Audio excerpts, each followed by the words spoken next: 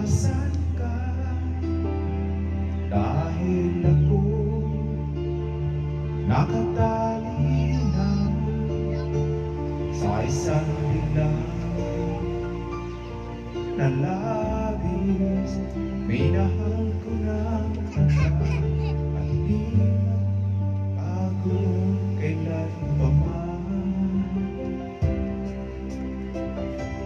Ngunit habang tumatagal, sa aking lalo kang napamahal.